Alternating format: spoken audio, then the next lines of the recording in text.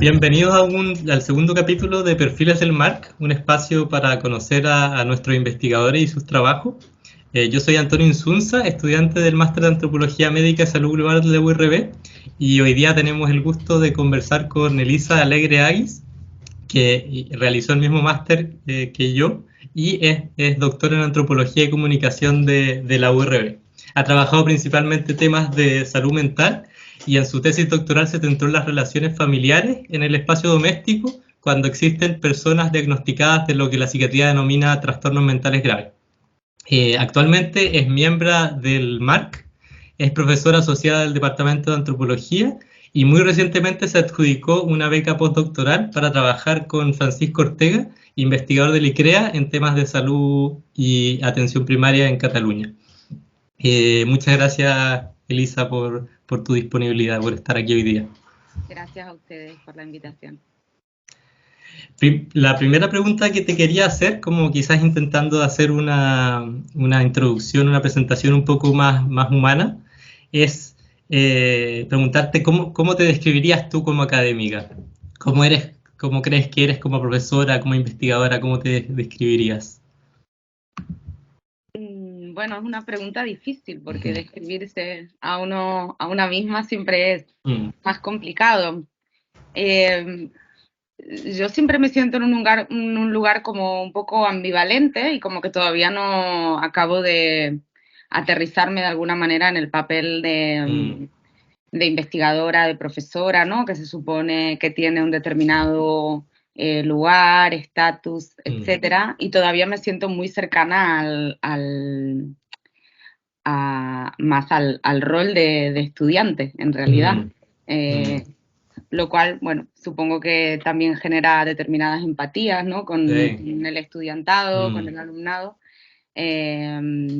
Y supongo que me definirían como investigadora o como antropóloga, también como trabajadora social, pues fue mi primera carrera y siempre de alguna manera en mis investigaciones ha estado presente, siempre está pensar la investigación también desde el impacto que puede tener o desde la transformación social que pueda llegar a mejorar. Sí, supongo que un poco por ahí. Ya, entonces ahí como lo de trabajadora social también sientes que te marca. Sí, yo no he ejercido nunca profesionalmente como trabajadora social, por eso siempre, más que como trabajadora social, siempre digo que soy antropóloga y estudié también trabajo social, ¿no? Pero es una carrera de inicio y creo que hace un buen tándem, o es un buen tándem cuando tenemos una carrera más investigadora, una disciplina que está más centrada en la investigación, pero que también está conjugado bien con un perfil más profesional, como pueden ser las trabajadoras sociales, las educadoras sociales, las profesiones sanitarias, ¿no? En este caso, que estamos en el ámbito de la salud. Creo que hace un buen tándem justamente porque, bueno, genera de alguna manera ese buscar el acercamiento entre la investigación, la producción de conocimiento y la práctica o esa parte más aplicativa o más de transformación social y que siempre esté de alguna manera, a pesar de no haber ejercido como trabajadora social, es como una base, ¿no? Como algo que también te impulsa de alguna manera a hacer también ciencia o a hacer conocimiento desde un determinado lugar. Como un horizonte en algún sentido. Sí. Bueno, actualmente eres como parte de una generación emergente o joven de la Escuela de Antropología de la URB. Entonces quería que si nos pudieras contar un poco de tu experiencia en la integración en este equipo, en el compartir con las diferentes docentes y de qué manera también crees que te han influenciado en tu trabajo, en tu manera de ser investigadora, de ser académica. Bueno, yo me introduje de alguna manera en el departamento de antropología como estudiante en su momento de la licenciatura, que era un segundo ciclo. Venía de Valencia, de haber estudiado, como decía, la diplomatura de trabajo social allá, y de hecho me recomendaron especialmente este departamento. Lo recomendó Albert Moncousi, que es también antropólogo, también doctor en antropología desde este departamento y que ahora, bueno, está trabajando en Valencia. Y me recomendó especialmente este departamento y siempre me acordaré de esto por dos cosas, por su calidad académica, pero también por su calidad humana. Y creo que esto es algo que en el departamento yo destacaría. Para mí, me inicié como estudiante, como cualquier otra, y pasado un tiempo, especialmente cuando ya empecé a hacer el máster, empecé a vincularme en pequeños proyectos, desde empezar haciendo lo típico, ¿no? Pues transcripción de entrevistas, haciendo trabajos de campo, ¿no? Y eso me ayudó obviamente también a formarte desde la práctica, ¿no? No solamente haciendo un máster, sino también pudiendo participar o tener un papel activo de alguna manera también en lo que era la investigación en el departamento, ¿no? Y creo que en ese sentido este departamento sabe hacer muy bien este trabajo, ¿no? Y que creo que requiere no solo de una calidad académica, sino también de esa calidad humana, ¿no? O esa búsqueda de poder dar también a las estudiantes esa práctica, ese bagaje, ese sentirte parte también, ¿no? De la profesión de alguna manera, ¿no? Una vez te has graduado, recibido, licenciado, poder empezar a ejercer, aunque sean en pequeñas cosas, ¿no? Y introducirte un poco por ahí. En este sentido, evidentemente, las personas que han sido nuestras profesoras, de alguna manera siempre se convierten, ¿no? También en maestros más allá o maestras y referentes también, ¿no? Creo que eso es imposible que no nos pase, ¿no? En mi caso concretamente, después de acabar el máster, iniciando la tesis doctoral, que fue un proceso largo en mi caso, bastante, las influencias más destacadas, digamos, para mí, a pesar de que incluiría prácticamente a todo el profesorado, las más destacadas han sido, bueno, pues Comelles y Ángel, ¿no? Josep Comelles y Ángel Martínez, que fueron mis directores, ¿no? También los trabajos de Martín Correa, de Lina Massana, de muchas y muchos de ellos, pero así como referentes claros, creo que no es un caso aislado, creo que cuando hacemos una tesis doctoral, efectivamente los directores de tesis se convierten de alguna manera en ese lugar de referencia también, ¿no? Y pasando un poco más a tu trabajo de investigación, bueno, este se contextualiza un poco en una reforma psiquiátrica en España, desde un sistema psiquiátrico manicomial a una domesticación de los cuidados llevados a un espacio doméstico familiar. En el caso de los trastornos mentales graves, pues como que puede ser, por ejemplo, esquizofrenia, bipolaridad. Entonces te quería preguntar si me podías describir este proceso y también ¿qué sabes del alcance que tiene este proceso a nivel mundial? Bueno, este proceso de reforma psiquiátrica aquí en España concretamente se materializa de alguna manera en el 1986 con la ley de sanidad, que es la que de alguna manera regula o pone norma de alguna manera a cómo tiene que ser la atención a las personas psiquiatrizadas, ¿no? Y en este caso podríamos decir a grandes rasgos que lo que se viene a proponer es una atención psiquiátrica comunitaria, ¿no? Una atención ambulatoria con diferentes dispositivos, cerrando, digamos, entre muchísimas comillas, lo que son los antiguos manicomios, ¿no? Que son esas instituciones totales, ¿no? Donde las personas están psiquiatrizadas durante años, cuando no toda la vida, ¿no? Y se supone que lo que viene a buscar esta reforma tiene que ver justamente con esta ruptura de la institucionalización al final, ¿no? De las personas.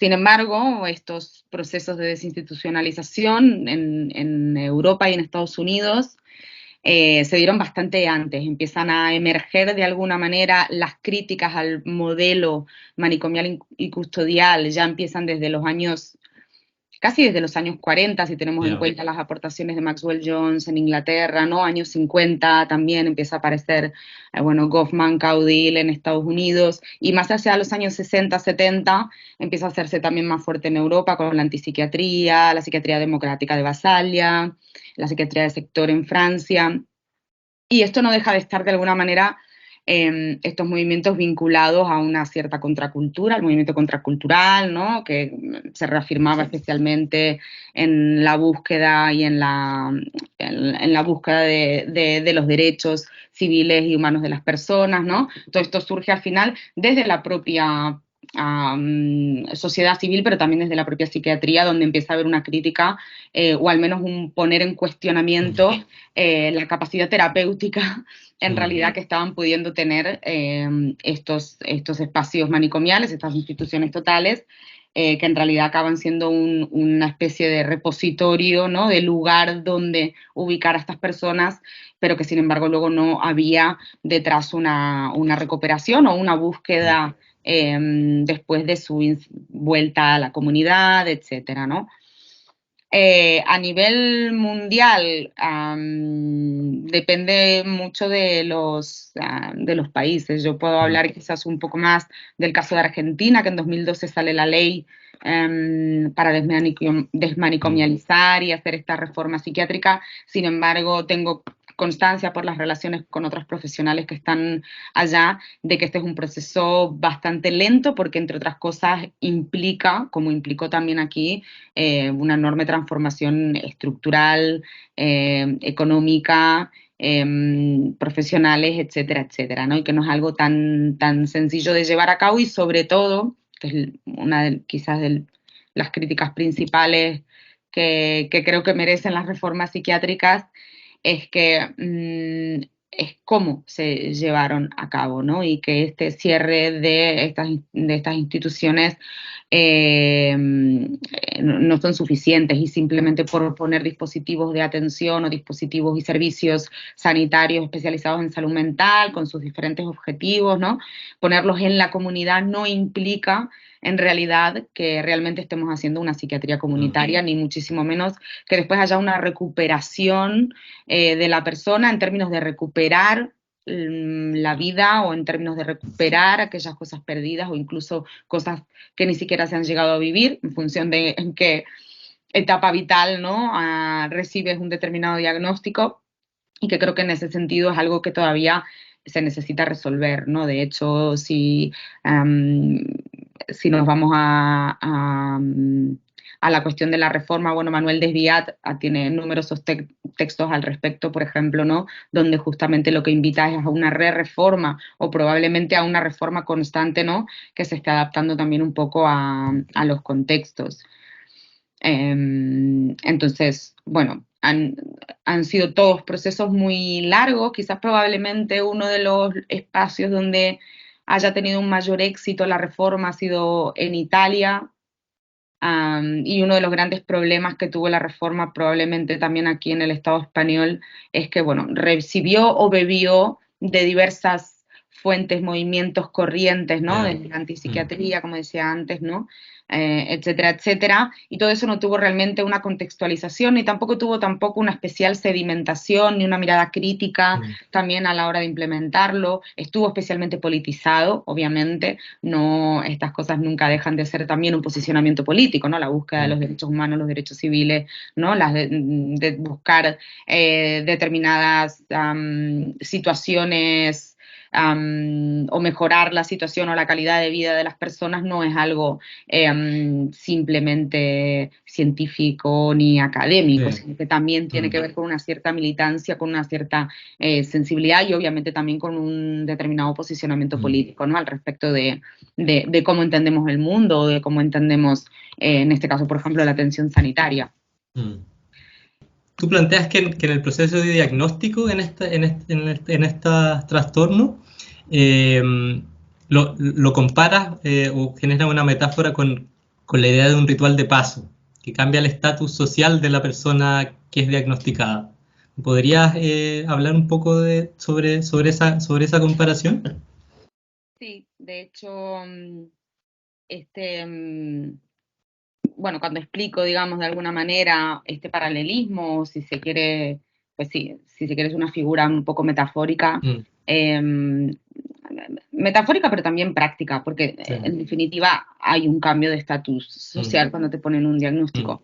Probablemente cuando te ponen muchos otros diagnósticos, no solamente en el caso de la salud mental o en de trastornos mentales graves, ¿no? Creo que hay un montón de diagnósticos o de nociones que vienen de la biomedicina que efectivamente afectan mucho más allá de la mera cuestión salud de la persona, sino que efectivamente afectan a toda la vida cotidiana, especialmente probablemente en aquellos diagnósticos o en aquellas enfermedades entendidas como crónicas, ¿no? Probablemente cuando una persona la diagnostican de diabetes, también hay un cierto entenderte como diabética, por ejemplo, de una manera, bueno, para el resto de tu vida, ¿no? Porque es, en este caso, o así lo determina la medicina, como una enfermedad crónica, ¿no? Entonces, yo utilizo sobre todo el ritual de paso clásico de Van Gennep y de Turner, ¿no? En el que hay un momento de separación con la estructura, el momento liminal, ¿no? Y después vuelve a haber un momento de agregación, ¿no? Como en cualquier otro ritual de paso, pues pasas de estar soltera, vives el momento de, ¿no? de la boda, etcétera, y luego pasas a ser una persona casada, ¿no? Eso te da otro estatus y por tanto también otros roles sociales o otros posicionamientos también dentro de lo social. Lo que yo planteo aquí es que en el caso de las personas diagnosticadas con trastorno mental grave, digamos que el momento de separación se viene a empezar a producir en el momento en que aparece lo que llamamos el brote, ¿no? De que la persona empieza a descompensarse y por tanto empieza a haber como una separación, ¿no? De la estructura. Y que hay un momento de liminalidad en el que, bueno, te acercas al modelo biomédico y el modelo biomédico intenta buscar de alguna manera en qué diagnóstico o en qué lugar te tenemos que poner y por tanto poder etiquetarte de alguna manera para ubicarte y poder también así desarrollar una determinada terapéutica, ¿no? El gran problema viene en que luego esa agregación con ese nuevo estatus de alguna manera no vuelve a integrarte socialmente como lo estabas anteriormente. Es decir, cuando sufrimos un ritual de paso, si bien cambiamos de estatus, podemos pasar de ser, pues eso, solteras a casadas, podemos pasar de ser estudiantes a ser licenciadas, pero volvemos a recuperar desde otro lugar, pero recuperamos aquella cotidianidad y también una serie de espacios, ¿no? Y también de poderes dentro de lo social. Y para mí el conflicto radica justamente ahí, en ese momento en el que he puesto el diagnóstico, digamos, como en ese espacio-tiempo o en esa situación en la que se supone que la persona adquiere este nuevo estatus y tiene que volver, ¿no? a poder ejercer también ya más allá de tener un diagnóstico de esquizofrenia, tener que volver a ejercer como hijo, como hija, como madre, como trabajadora, como X, ¿no? De hecho, fue evolucionando un poco desde que hice aquel artículo que hablaba sobre el ritual de paso. Yo lo que explicaba era que estas personas se quedan en una suerte de intersticio, ¿no? Como que no, falta ahí, ¿no? Para estos casos en concreto quizás un otro nombre o una otra categoría para poder explicar dónde quedan ubicados de alguna manera. Y esto fue evolucionando a lo que después en la tesis doctoral desarrollé como un espacio pendular, ¿no? Un espacio pendular donde las personas quedan ancladas, por un lado, en esta identidad del enfermo total y del paciente total que desarrollaron Ángel Martínez y Martín Correa, ¿no? Que fue también un punto de referencia para mí a la hora de trabajar la cuestión de la identidad, y al mismo tiempo quedan anclados en una suerte de liminalidad, ¿no? Y hay como un rebote, ¿no? Entre tengo un rol, tengo un estatus que es el de enfermo, que es el de paciente, mientras que al mismo tiempo hay toda una serie de exigencias que vienen por parte del modelo biomédico, que vienen también por parte del sistema de atención, pero que también vienen por parte de la propia sociedad, incluso del entorno familiar, etcétera, ¿no? Y que tiene que ver con, no, pero tú tienes que insertarte, ¿no? Tú tienes que trabajar. Pero todo esto es una constante es un constante rebote dentro de una paradoja, ¿no? Porque de alguna manera les estamos pidiendo constantemente que deben poder insertarse socialmente, que deberían poder insertarse laboralmente, pero por otro lado te pongo la etiqueta, ¿no? Te nombro como esquizofrénico o te nombro como bipolar, y eso implica que, por ejemplo, tienes una pensión por discapacidad y que para poder sostenerte de alguna manera, porque estamos en un mercado laboral, ¿no? El mercado laboral ordinario es especialmente hostil para poder recibir o atender o amoldarse a la diversidad de las personas, ¿no? O a las necesidades que puedan tener las personas. Entonces, bueno, pues tienes una pensión por discapacidad y eso te inhabilita de alguna manera para poder trabajar, ¿no? Con lo cual, estás como en insértate pero no te insertes, insértate pero no te insertes. Y si te insertas, insértate, eso sí, como paciente, como enfermo, como un buen paciente y con toda una serie de exigencias del modelo biomédico que tienen que ver con tener conciencia de enfermedad, que tienen que ver con atender y seguir y adherirse al tratamiento puesto desde la psiquiatría, ¿no? Y al mismo tiempo, bueno, pero todo aquello también deberías retomarlo, pero con un montón de imposibilidades, porque no estamos en una sociedad, lamentablemente, probablemente hemos avanzado muchísimo, evidentemente, en años y años, ¿no? De historia, de lo que podríamos decir de la historia de la locura, ¿no? Ya no los encerramos en leprosarios, pero tampoco somos una sociedad que esté realmente adaptada o preparada para poder amoldar diferentes espacios de la comunidad, espacios profesionales, espacios laborales, de formación, etcétera, etcétera, que puedan tener esta flexibilidad también con las necesidades o con las particularidades que puedan tener las personas, ¿no? Entonces, bueno, este intersticio, ¿no? Entre lo liminal y la agregación acaba haciéndoles de alguna manera, ¿no? A pendular, ahí sí que igual es una figura más metafórica para poder hacer referencia un poco a este vaivén y a este viaje constante, ¿no? Las personas. ¿Podrías desarrollar un poco la idea de enfermo total para los que no la conocen? Bueno, la idea de enfermo y de paciente total la desarrollan, como decía Ángel Martínez y Martín Correa, y lo que viene a decirnos así a muy grandes rasgos, ¿no? Es que el diagnóstico ocupa y de alguna manera invade todas las instancias cotidianas de esa persona e invade el ser de la persona, ¿no? Esto se entiende muy bien cuando hablamos de que esta persona es esquizofrénica, esta persona es bipolar, ¿no? Y no pensamos desde, bueno, esta persona está esquizofrénica o está bipolar o está teniendo un periodo de su vida con una determinada problemática, ¿no? Como socialmente creo que tenemos la tendencia, de hecho, a categorizar a las personas por lo que son y no por cómo están o por qué hacen, ¿no? Dentro de estas dimensiones que a mí me gusta mucho utilizarlas, las dimensiones de necesidades básicas de Max Neef, ¿no? Que si utilizamos esta pirámide de Maslow, que es tan clasista en realidad, Max Neef dice, ¿no? Que las personas tienen necesidades en función digamos, de cuatro instancias de alguna manera, uno que es el ser, el estar, el hacer y el tener, ¿no? Y probablemente, no sé, psicológica o socialmente tenemos la tendencia a categorizar a las personas desde el ser, ¿no? Esta persona es cantante y no pensamos en que esta persona, bueno, ejerce, ¿no? Como cantante, quizás, no sé, si se identifica totalmente, ¿no? Como sujeto.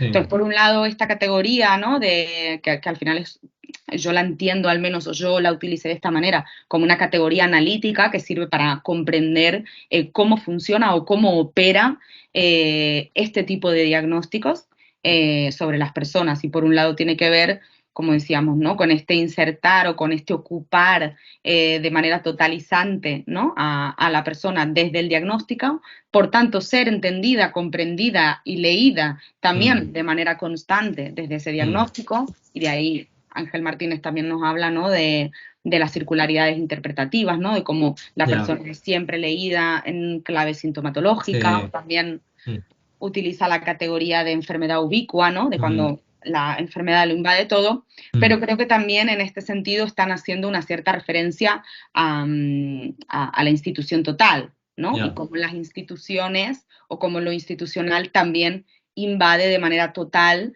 ¿no? Al sujeto en este caso, sí, ¿no? sí. Sí, bueno, hay como que en este cambio de estatus y ya pasando más al ambiente familiar, con este cambio de estatus, cuando la persona diagnosticada vuelve a la esfera doméstica, tú planteas que se generan cierto tipo de disrupciones en estas relaciones familiares y de cuidado. ¿Podrías extenderte un poco en relación a esto? Sí, bueno, este fue un tema para mí, de hecho, que lo viví con bastante complejidad y con muchas dudas también, sobre todo en cómo plantear esto en términos de problemática, en términos de violencias también Ya. que aparecen, Mm. em, sin caer o sin dar a entender que mi propuesta es una vuelta a las instituciones, Ya. de ninguna manera. Mm. Pero sí que creo que era importante poner de relieve el sufrimiento que hay en un espacio, como el familiar, ¿no? Dentro del espacio doméstico, lo problemático, lo doloroso que puede ser no solo para la persona que padece o que tiene el diagnóstico, sino también para aquellas personas que cuidan, ¿no? Y que están las 24 horas cuidando.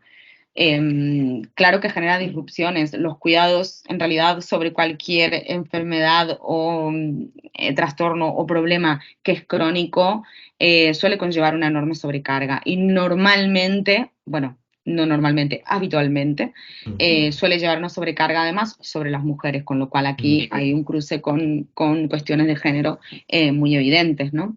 Sabemos que si no me equivoco, es más del 80% de los cuidados en el caso de personas con problemas de salud mental se ejerce por las familias, y en este caso el 90% son mujeres, y de este 90%, el 90 y pico además son madres, ¿no? Donde hay también evidentemente un mandato de género que tiene que ver con los cuidados y que tiene que ver con cómo se es una buena madre en este sentido.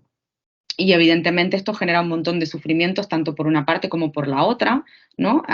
Con una enorme sobrecarga en el caso especialmente de las mujeres, también de aquellos padres, obviamente, o de aquellos hombres que cuidan, que acaba además teniendo enormes consecuencias en la propia salud mental y física de las propias cuidadoras, porque al final lo que ha sucedido de alguna manera con esta llamada desinstitucionalización, que algunos en realidad le llaman deshospitalización, ¿no? Porque lo que hemos hecho de alguna manera es, bueno, cerrar determinado tipo de instituciones y tener otro tipo de instituciones, pero que sin embargo todas estas inercias institucionales acaban pasando al final, ¿no? También al espacio doméstico. Hay una cierta educación de alguna manera y domesticación por parte del sistema médico a cómo hay que atender a un trastorno mental grave, a qué se tiene que hacer, cómo se tiene que cuidar o cómo se tiene que hacer esta atención, y de alguna manera las personas cuidadoras acaban, bueno, reproduciendo también muchas veces un modelo que es más propio de lo institucional y que tiene que ver con la vigilancia, tiene que ver con el control, muchas veces tiene que ver con la coerción, ¿no? Y esto, que quede claro, no es culpabilizar a las personas cuidadoras, sino que, bueno, dentro de una situación como esta es súper complejo y súper doloroso vivirla. Hay un montón de desconcierto, hay una falta de información enorme. También los dispositivos de atención tienen una carencia enorme de coordinación. La gente a veces no sabe ni siquiera a dónde debe acudir, ¿no? Para determinadas problemáticas. Entonces, bueno, una de las cosas que yo planteo en la tesis es justamente esta proyección, ¿no? de dinámicas y de lógicas propias de la institución dentro del espacio doméstico, ¿no? De hecho, utilizo las características que Goffman define para hablar de que un espacio es una institución total, las utilizo como categorías, digamos, para poder analizar el espacio doméstico, ¿no? Perfecto. Y bueno, y ahí en un texto tú planteabas como la idea de de la posibilidad de liberar cierta presión, de, por ejemplo, en este caso, las madres, donde se pone mucho, llevándolos a otros actores comunitarios que pueden ser relevantes para la persona diagnosticada. ¿Qué ejemplo podría estar en ese sentido? Bueno, lo que hay es un enorme problema que esto lo estuvimos trabajando también en el proyecto de la gestión colaborativa de la medicación, que encabezaban Ángel Martínez y Asunción. Y estuvimos trabajando justamente bastante toda esta cuestión también de los cuidados, ¿no? Y tiene que ver con una visión dual, ¿no? De los cuidados, donde hay un cuidador y donde hay una persona cuidada, ¿no? De hecho, siempre vemos, ¿no? que en una determinada propaganda de promoción y de sensibilización y formación para la salud, siempre aparece, ¿no? Hay que cuidar al cuidador, ¿no? Y a mí el hablar de cuidar al cuidador, ¿no?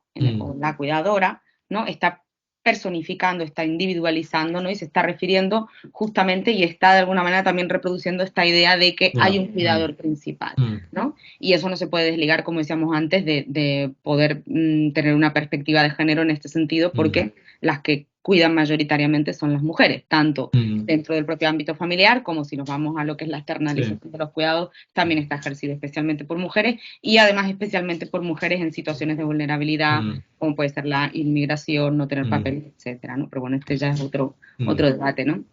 En todo caso, esto lo veníamos a plantear justamente por el problema que decía antes, ¿no? De esta sobrecarga sobre la persona cuidada, y porque además las personas, para poder de alguna manera volver también a recuperar determinados vínculos, es importante que esos cuidados también puedan redistribuirse de alguna manera, ¿no? O se puedan generar pactos de cuidados, como habla Asunpie, ¿no?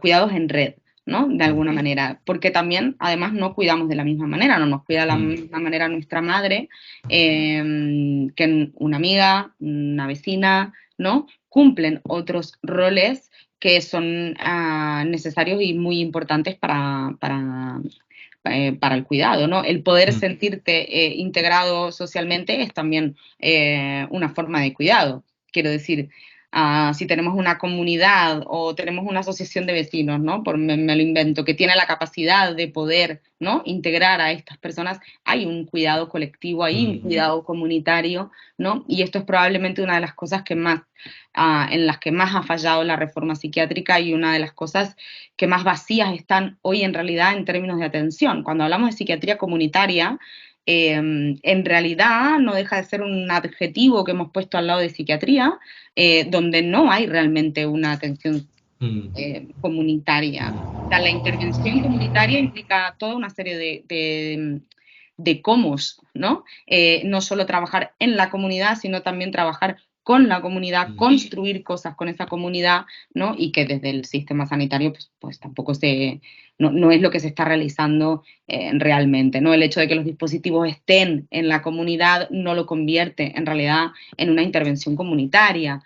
Que hagamos campañas de sensibilización contra el estigma de las personas con problemas de salud mental, no es exactamente tampoco una intervención, eso es un trabajo de sensibilización, si se quieren. Pero no hay una aplicación realmente de lo que entendemos como una intervención comunitaria, al menos como la entendemos desde el trabajo social, donde realmente hay una implicación colectiva y donde implica, ¿no? Trabajar las redes sociales cercanas a unos determinados espacios, etcétera, etcétera, ¿no? Yo siempre digo que igual es necesario ir a hablar como trabajadora social o como profesional de la salud, igual con el camarero o la camarera donde se toma el café cada día esta persona, ¿no?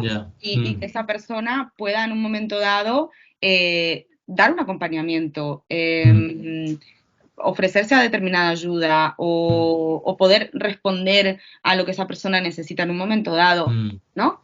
Eso es también intervención comunitaria, ¿no? Sí. Y como que aquí, relacionándolo con otra pregunta que tenía, que era sobre, que yo creo que va sobre lo mismo, en relación a a un cuidado o a una atención muy fragmentaria desde el sistema de salud y la necesidad de una atención más integral. Como que, ¿qué sería para ti esa atención integral y qué sería lo fragmentario? Que bueno, supongo que va un poco por lo mismo, ¿no? En relación a lo mismo. Sí, bueno, en general el sistema sanitario que tenemos, bueno, es un sistema biomédico que de por sí ya es fragmentado y fragmentario, ¿no? En términos de sujeto, ¿no? Con todas sus propias especializaciones, de alguna manera, ¿no? Era un poco lo que explicaba Foucault en el nacimiento de la clínica, ¿no? Donde el médico pasa de preguntar qué le duele a dónde le duele, ¿no? Y eso ya fragmenta, evidentemente. Yo entiendo que necesitamos especialistas y necesitamos especializaciones, ¿no?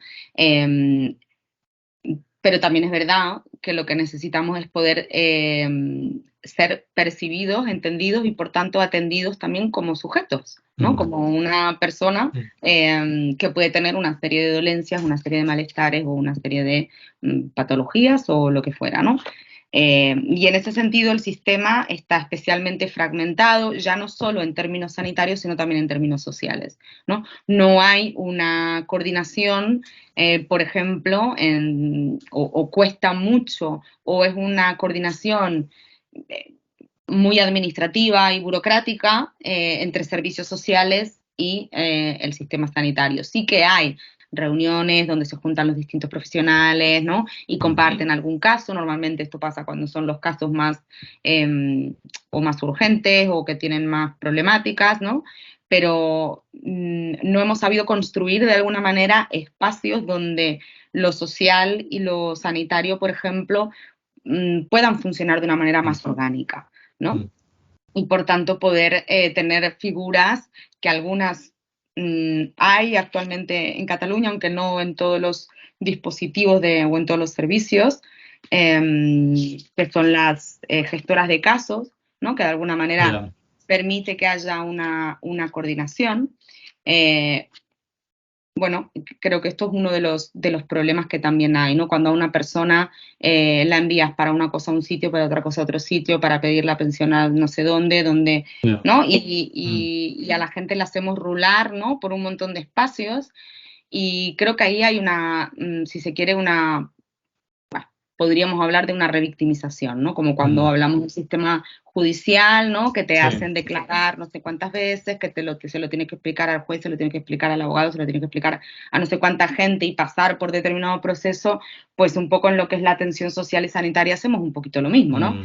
De alguna manera llevamos a que la gente tenga que repetir 1000 veces lo que le pasa o la situación en la que se encuentra, ¿no? Y todo eso no deja de ser una determinada violencia institucional también, ¿no? Sin que esto ofenda ni muchísimo menos a las profesionales y los profesionales que están normalmente sobrecargados de trabajo, ¿no? Precarios, etcétera, etcétera, y que no tiene que ver quizá con su práctica en tanto personas que están ejerciendo una determinada labor o una determinada profesión como tal, sino que es un problema que es de sistema, ¿no? Un problema de modelo, ¿no? Y un problema que se tiene que resolver probablemente mucho más arriba, escuchando los propios malestares que tienen las profesionales, porque esto que estoy diciendo no es algo que las profesionales no lo vean, ellas son, muchas de ellas, ¿no? La gran mayoría son perfectamente conscientes de que esta problemática existe, ¿no?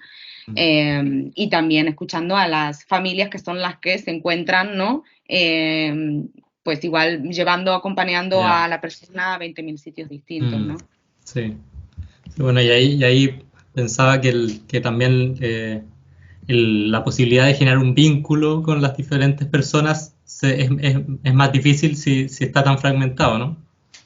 Sí, y además hay otro problema que tiene que ver con que muchas veces que no haya una estabilidad laboral, por ejemplo, en el ámbito médico, hace que igual las personas cada determinado tiempo pues le cambien su psiquiatra de referencia y esto muchas veces se vive de una manera muy dolorosa, ¿no? Porque cuando tú igual has generado un vínculo con un profesional o con una profesional, esa persona además ya conoce tu historial, ya le has contado un montón de cosas, ¿no? Hay un determinado conocimiento de esa persona y por tanto también puedan haber determinadas confianzas. Otra cosa es que, bueno, pues que ese vínculo con esa persona no la has generado o no te sientes cómoda y pidas un cambio. Pero cuando el cambio te viene de arriba, ¿no? Y tú has generado ahí ese vínculo que es tan necesario, además, también para la atención y para lo terapéutico, pues esto genera un montón de dificultades y un montón de sufrimientos para las personas, ¿no? Y cuando llega uno nuevo vuelve a contarle, ¿no? A pesar de la historia clínica que pueda tener, vuelve a contarle un montón de cosas, vuelve a explicar, bueno, que cuestiones que tienen que estar en el orden de lo político, en el orden de lo económico, en el orden de las políticas públicas, obviamente, inciden en el sufrimiento de las personas. O sea, ¿no? Esto es evidente, ¿no? Pero ya no solo en las políticas públicas que estén pensadas para las personas usuarias, sino todas aquellas políticas también económicas sobre la situación laboral de las propias profesionales, por ejemplo, ¿no? Que se quejan justamente de no tener, justamente hoy pasaban en las noticias que la media de atención en atención primaria es de 5 minutos y las profesionales hablan que necesitas al menos 10 minutos para dar una mínima calidad de atención. O sea, esto quiere decir que habría que duplicar, por ende, ¿no? Por ejemplo, las profesionales en atención primaria. Y esos malestares también es necesario también recogerlos para después poder comprender otros malestares que están en las personas que hacen uso de estos servicios, ¿no? Sí.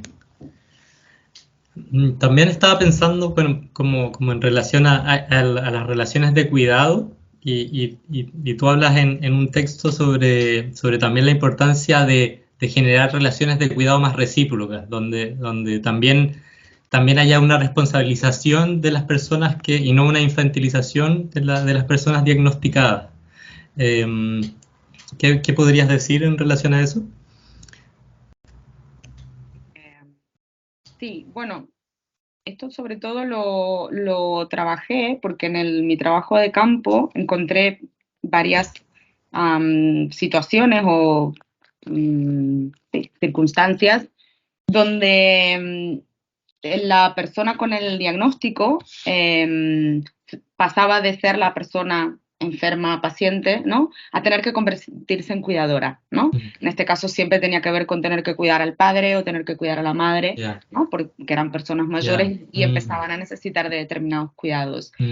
Y a mí me resultó como muy revelador porque las madres especialmente eran capaces de determinar que ahí había un cambio muy importante en términos, primero, de su propio vínculo y su propia relación, como madre-hijo, madre-hija, o padre-hijo, padre-hija, ¿no? Que había un cambio en términos de relación, pero también un cambio en términos de, a ver, podríamos incluso hablar de pronóstico de enfermedad en los términos de la biomedicina, aunque ellas no hablaban en realidad de esto, sino de que hablaban de que la persona había mejorado, ¿no? Y que de pasar de repente de no salir de casa a como yo no puedo bajar a hacer la compra porque tengo una movilidad reducida, pues bueno, tiene que bajar él, ¿no? Por ejemplo, a hacer la compra, ¿no? Y eso de alguna manera suscitaba, obviamente, la adquisición de determinadas responsabilidades que probablemente además le habían sido bloqueadas de alguna manera por el propio entorno, ¿no? Porque, bueno, tú no puedes, o tú no debes, o tú no hagas esto, o mejor que lo haga tal, o mejor que, ¿no? Todas esas imposibilidades de alguna manera que van apareciendo, de repente vuelven a surgir, ¿no? Y a mí me pareció muy interesante esto, entenderlo en términos de reciprocidad, ¿no? De, bueno, yo soy una persona que necesita unos cuidados, que probablemente esto nos pasa absolutamente a todas y a todos, ¿no? Pero puedo también dar a determinados cuidados, por ejemplo, puedo también cuidar a otros, ¿no? Y ese poder probablemente ubicarte desde el yo también puedo cuidar, cambia un montón de cosas, ¿no? Y cambia cómo te ubicas en el mundo, y cambia tus posibilidades, ¿no? Y abre un montón de puertas a otros vínculos, a otras relaciones, a ocupar otros espacios, no solamente el espacio doméstico, que fue una de las cuestiones, ¿no?, más problemáticas que yo encontré, que es esta reclusión muy constante en el ámbito doméstico, solo salir para ir al médico, para ir al centro de día, o algo muy rutinizado, ¿no? Especialmente, una vida especialmente rutinizada de todos los días a las 10 de la mañana hago un café en el mismo bar, o a mi casa, porque el médico me ha dicho que camine, entonces camino hasta allí, vuelvo, y esto es, ¿no? Un poco el itinerario de alguna manera, que probablemente no pasa solo con personas con un diagnóstico de trastorno mental grave, sino también podemos pensar ahora en las personas mayores, ¿no? Jubiladas, con problemas de movilidad, etcétera, donde también hay una enorme reclusión, ¿no? Hogareña, de una manera, ¿no? Sí, sí, qué interesante. Bueno, para ir cerrando, te quería preguntar cuáles son como las interrogantes o las problemáticas que tú crees que te quedan por explorar o que te interesaría explorar en este campo. O bueno, también en otros, si es que tienes más en mente otros campos. Muchos. Es aquello que dicen que cuanto más aprendes, ¿no? O cuanto más sabes, más te das cuenta de lo que no sabes, ¿no? Y de todo el mundo de cosas que hay por ahí, ¿no? Por saber, por aprender, por investigar, por explorar. Yo a partir de la tesis doctoral hubieron varias cuestiones que a mí me llamaron especialmente la atención y que me gustaría quizá en un futuro poder trabajar. Una de ellas es la relación inversa, es decir, yo trabajé con personas diagnosticadas, bueno, en su ámbito familiar, en su ámbito doméstico, donde quienes tenían el diagnóstico son hijas, hijos, ¿no? Y que quienes cuidan son madres, padres, ¿no? Yeah. Entonces, creo que me resultaría muy, muy interesante poder conocer ese otro lado, muy en relación también a lo que explicaba antes, ¿no? De tener también el lugar de cuidador, cuidadora, me parece muy interesante, ¿no? Poder trabajar con personas que, bueno, que tengan este diagnóstico, pero que sean madres y padres. Yeah. Eso por un lado. Por otro, a mí me viene llamando mucho la atención la diferencia que hay temporal de cuando se diagnostica a hombres, en el caso de esquizofrenias y trastornos mentales graves, pero especialmente esquizofrenias, y mujeres, ¿no? A los hombres se les diagnostica antes y a las mujeres después. Y yo no he encontrado realmente ningún trabajo que dé cuenta de por qué, de qué está realmente pasando ahí. Bueno, es que igual las mujeres lo desarrollan más tarde. Bueno, no sé. A mí, personalmente, pues no me acaba de convencer. ¿No? Creo que pueden haber un montón de variables que estén ahí dando vueltas, desde sesgos médicos a la hora de hacer esa lectura, esa interpretación, ¿no? De los síntomas. Me pregunto si de alguna manera las mujeres en general somos leídas también desde otro lugar cuando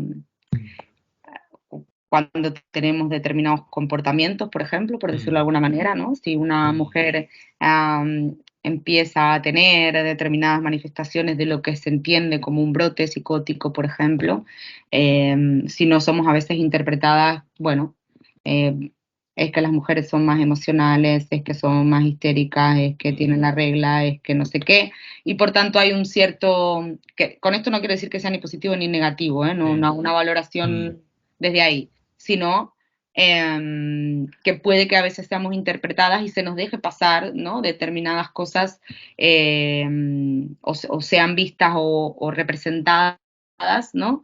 Esas cosas como dentro de todo un conjunto y un conjunto de nociones alrededor de cómo son las mujeres en términos psicológicos y emocionales, mientras que cuando pasa esto en un hombre, quizás las alarmas suenan antes, porque ¿no? El hombre está vinculado a lo racional, a lo lógico, ¿no? Etcétera, etcétera, y por tanto, si algo ahí está, ¿no? Algo diferente, ¿no?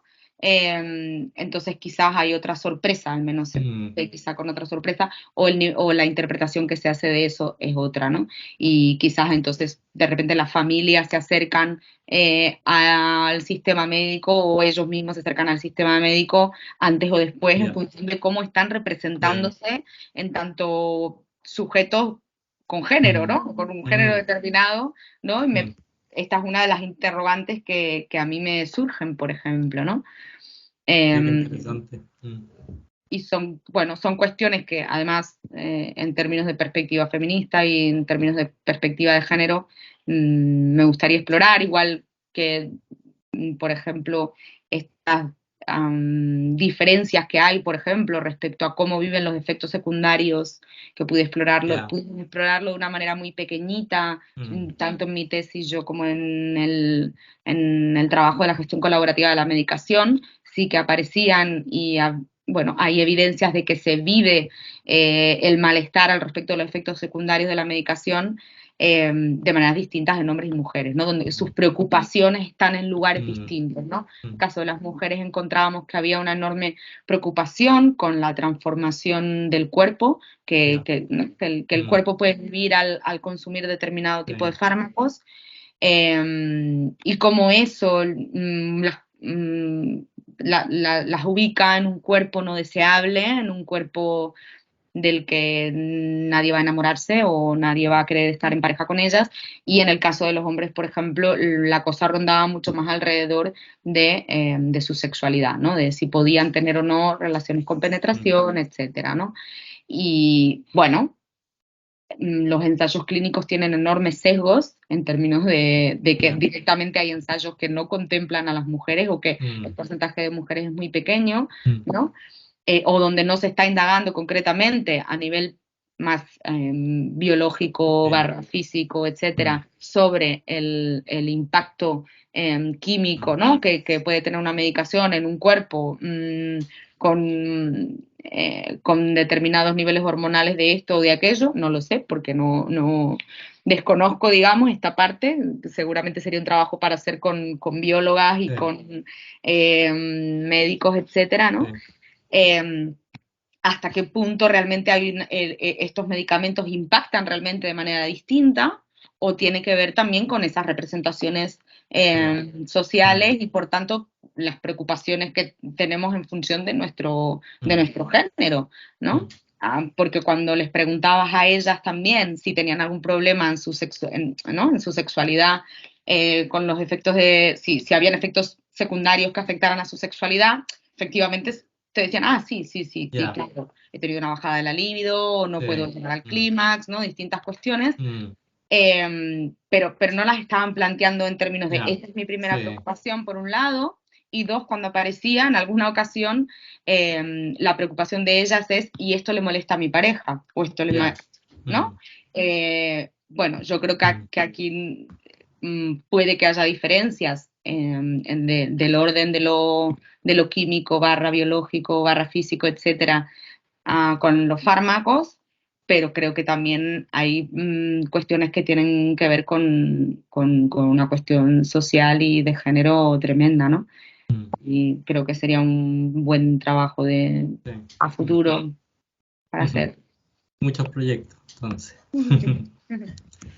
Bueno, muchísimas gracias, Elisa, por la entrevista, muy interesante, y muchas gracias a ustedes por escucharnos. Los invitamos a estar atentos a nuestros próximos episodios.